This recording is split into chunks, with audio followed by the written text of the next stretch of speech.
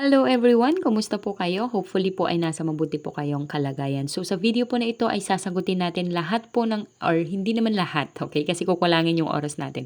So sasagutin natin yung ilan sa mga katanungan po ng mga viewers natin sa Facebook at sa YouTube, okay? At meron pong mga nagpi-PM sa akin regarding po dito sa video na ng pagbebenta natin ng ating mga fatteners, okay? So maraming mga katanungan at pasensya na po kung hindi ko po masasagot lahat. So, dito sa YouTube channel natin, ang tanong po ni Sir Jeff Natividad ay kung ilang days na daw po nating inalagaan yung ating mga fatteners simula sila ay naipanganak at kung ilang bags ng feeds yung na-consume nila per head. Ayan. So, buti na lang tayo po ay ready sa mga ganitong pagkakataon.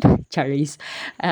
Actually, lahat talaga ng mga expenses natin, lahat ng mga ins and outs ng ating negosyo na pagbababuyan ay talagang nakalista po lahat, okay? So, magmula po sa mga pagkain, sa mga pamasahe, meron po yan. So, ito po yung data natin, okay? So, regarding po doon kung ilang days natin silang inalagaan, okay? So, Sir Jeff, yung 7 po na itong nasa video na mga baboy po natin ay 7 po lahat yan, okay? So, yung 3 po dyan ay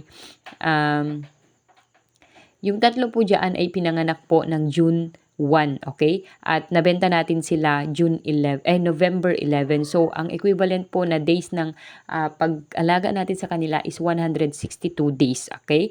At nabenta po natin sila ng 160 kilos 160 per kilo ng live weight, okay? And then, yung isa po sa kanila ay tumimbang ng 103 kilos, yung isa po 104 kilos, at yung isa po 105 kilos, okay? So, yun po. And then yung 4 po sa kanila, kasi 7 pong mga yan, yung 3 tumimbang sila ng 100 plus na kilos at sila po ay 162 days simula na ipanganak, okay? At yung iba po ay June 12. So, 4 yon at kung bibilangin natin simula June 12 hanggang November 11, that's equivalent to 151 days po natin silang inalagaan.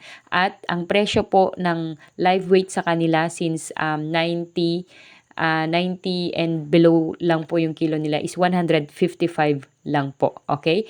At yung isa sa kanila ay tumimbang ng 80 kilos. Ito yung napilayan noon kaya hindi siya masyadong nakakain. So, tumimbang lang siya ng 80 kilos. So, masyadong malayo dun sa mga kapatid niya. Yung isa 89 kilos, yung isa 83 kilos, at yung isa is 92 kilos. Ayan po. So, umabot po ng 100 plus yung bayad nung ating 7 fatteners, okay? So, ang ginagastos po natin yan, actually po, hindi lang po sila 7, siyam po ang mga yan, yung mga fatteners natin, kaso nauna na pong nakatay yung 2, okay? So, makikita nyo po dun sa picture natin na ng mga expenses natin, yung kung magkano yung nagastos natin dun sa siyam na fatteners, okay? So, ang nagastos po natin dyan is 81,263 pesos, okay? Yung gastos po na yan, yung expenses na yan na 81,263 pesos ay kasali na po dyan yung lactating, okay? Yung feeds ng inahin nung siya ay nanganak na, okay? So, may lactating dyan, booster feeds, yung vitamins na in-inject natin, yung serbisyo ng technician, yung vitamins and pagkakastrate, okay? And then yung mga feeds na po, yung pre-starter feeds, starter feeds, yung pamurga, grower feeds, tapos naglagay din tayo dyan ng hammered corn, okay? And then yung finisher feeds na 6 na sako, okay? So, kung bibilangin natin yung feeds, magmula sa pre-starter feeds, meron po tayong na-spend dyan na 5 na pre-starter feeds, 9 na starter feeds, grower feeds 16 po, and then yung hammered corn 218 kilos, tapos yung finisher feeds 6 bags po yung nagastos natin, okay? So, yan po lahat.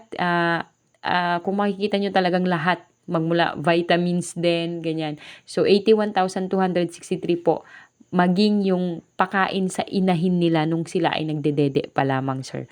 Okay? Kaya medyo parang malaki siya kasi hindi lang yung mga starter, grower, and finisher yung binilang natin, kundi magmula talaga nung ipinanganak. Okay? So, makikita nyo po dyan sa listahan natin. Okay?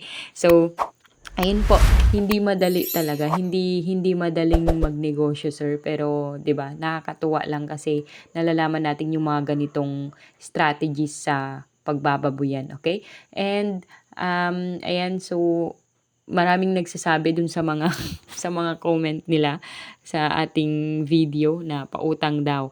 Actually po, kung kayo mangungutang, ito din po yung utang ko. Kaya wala na po kayong mauutang kasi ito yung utang namin sa mga tao. Okay? So ito, 10,000, 6,000, 30,000, 4,000, 10,000, 10,000, 12,000, 3,456, 16,500, total of 101,956 po yung utang namin. Okay? At yung bayad po ng ating baboy is 103,320 pesos. Okay? So, magkano lang yung natira sa atin? Actually, negative pa tayo. Meron pa tayong utang pa na 2,000 pesos kasi nga yung iba doon ay pinambili din natin ng feeds ulit. Okay? Sa negosyo kasi, ikot-ikot lang talaga. Hindi porke nakapagbenta ka ay kita na kaagad yon. Okay? Marami sa atin, alam ko yung mga nagnenegosyo dito ay karamihan po sa atin na mga nagnenegosyo ay ikot-ikot lang yung puhunan natin, di po ba? Hindi pwedeng yung pinagbentahan natin, kahit kita na yun, hindi pwedeng gastusin yon para sa ating sarili. Di ba? Hindi pwedeng gastusin yon para sa pang-personal nating pangangailangan. Kundi, kapag yung negosyo natin kumita, kailangan paiikutin yan, kailangan mai-spend yan dun sa loob pa rin ng negosyo, okay? Sa negosyo pa rin yun. Hindi pwedeng gastusin yung pera ng negosyo dun sa pang-personal, okay? Marami tayong dapat malaman regarding po sa pagnenegosyo. Kasi kung gaya nito, nagbenta tayo, tapos yung napagbentahan natin, nasilaw tayo, pumunta tayo ng mall, nag-shopping tayo, or trinit natin yung mga, yung pamilya natin, ganyan.